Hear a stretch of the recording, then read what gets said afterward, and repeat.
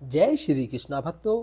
आज हम आपको पद्म पुराण में सृष्टि खंड में एक लेख आया है कि माता सती ने किस प्रकार अपना देह त्याग किया।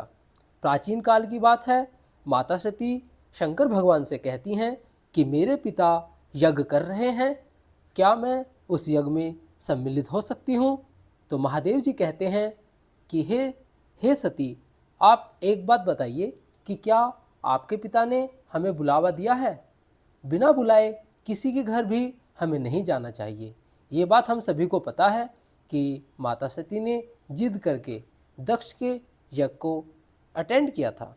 तो उसमें एक कथा आई है यहाँ पर। अब सृष्टि खंड में माता सती शिवजी भगवान की बात नहीं मानती और वो अपने पिता के यज्ञ में सम्मिलित हो जाती हैं और कहती हैं, हे पिताजी, आपके यज्ञ में संपूर्ण देवता और ऋषि पधारे हैं। देवराज इंद्र, पापियों का दमन करने वाले धर्मात्माओं के रक्षक यमराज भी यहाँ पर हैं।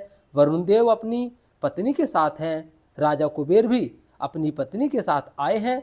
वायु देवता भी अपने गणों के साथ और उनकी जो पत्नी भार्या संज्ञा हैं उनके साथ पधारे हैं। चंद्रमा, अश्वनी कुमार, वृक्ष, वनस्पति और यहाँ पर जो भी सप्त ऋषि हैं, भगवान कश्यप, वशिष्ठ जी, पुलस्त्य, पुलह, सनकादि महर्षि तथा भूमंडलों के समस्त पुण्यात्मा राजा यहाँ पधारे हैं। और अधिक मैं क्या कहूँ, ब्रह्मा जी की बनाई हुई सारी सृष्टि ही यहाँ आ पहुँची है। हमारी बहनें, भांजे और बहनोई हैं। ये सब के सब अपनी स्त्री, पुत्र और बांधवों के साथ यहाँ उपस्थित दिखाई देते हैं। परंतु केवल मेरे पति भगवान शंकर ही इस यज्ञ मंडप में नहीं पधारे हैं। उनके बिना यह सारा आयोजन मुझे सूना ही दिखाई देता है। मैं समझती हूँ आपने मेरे पति भगवान शंकर को निमंत्रित नहीं किया है। निश्चय ही आपने यह भूल की है। इसका क्या कारण है? प्रजापति दक्ष ने सती के वचन सुने और सती उन्हें अपने प्राणों से भी प्रिय थी। उन्होंने पति के स्नेह में डूबी हुई परम सौभाग्यवती सती को गोद में बैठा लिया और कहा कि यही एक कारण मैं तुम्हें बताता हूँ जिससे मैंने तुम्हारे पति को निमंत्रित नहीं किया है। वे अपने शरीर में राख लपेटे रहते हैं, त्रिशूल और दंड लिए नंग धड़ंग सदा शमशान भूमि में विचरा करते हैं। कंधे पर नरमुंडों की माला और हाथों में कटवांग और यज्ञोपवीत के रूप में वार्षिकी अर्थात नाग को धारण करते रहते हैं।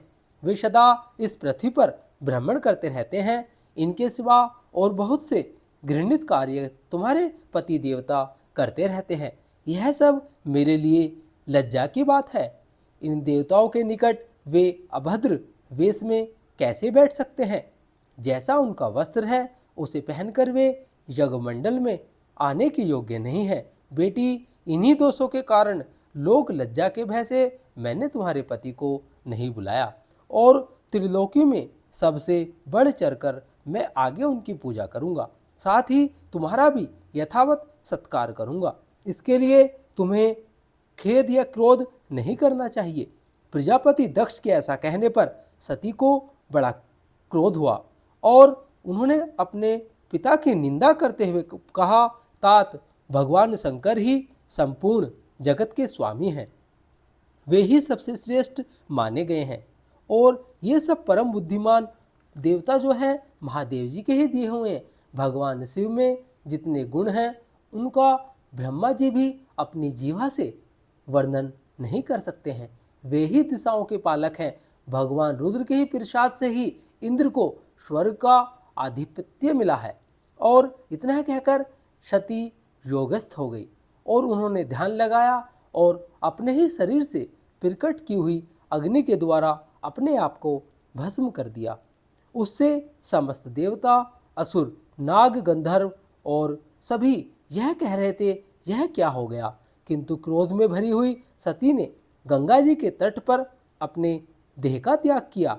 इसलिए आज भी वह तीर्थ सोनक तीर्थ के नाम से प्रसिद्ध है। भगवान रुद्र ने जब यह समाचार सुना तब अपनी पत्नी की मृत्यु से उनको बहुत दुख हुआ और उन्होंने अपने गणों को आज्ञा दी कि जाओ दक्ष का यज्ञ का विनाश कर दो। उनके सभी गणों ने वहां पहुंचकर यज्ञ को तहस नहस कर डाला। यज्ञ नष्ट हो जाने पर दक्ष का सारा उत्साह चला गया और उन्होंने उनका शीश काट दिया। ऐसा बताया जाता है कि दक्ष के शीश की जगह पर एक बकरे का शीश लगाया गया।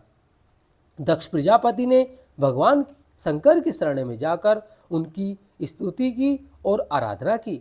भगवान ने कहा, प्रजापते, मैंने तुम्हें यज्ञ का पूरा पूरा फल दे दिया।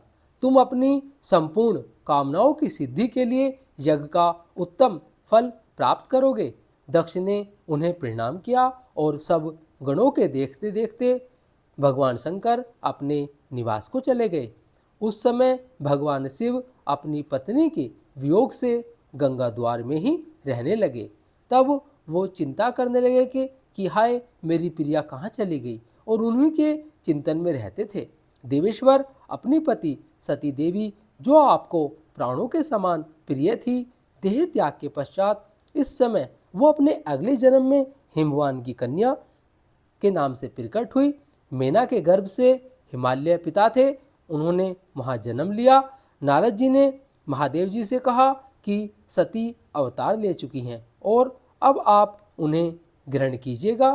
तब शिव जी ने उनके साथ विवाह किया। इस तरह से मैंने तुम्हें दक्ष के यज्ञ का जिस प्रकार ये नष्ट हुआ था उसका वर्णन कर दिया। अगर आपको हमारे चैनल पसंद आता है, सब्सक्राइब करें, लाइक करें और शेयर करें। जय श्री कृष्णा। हर हर महादेव।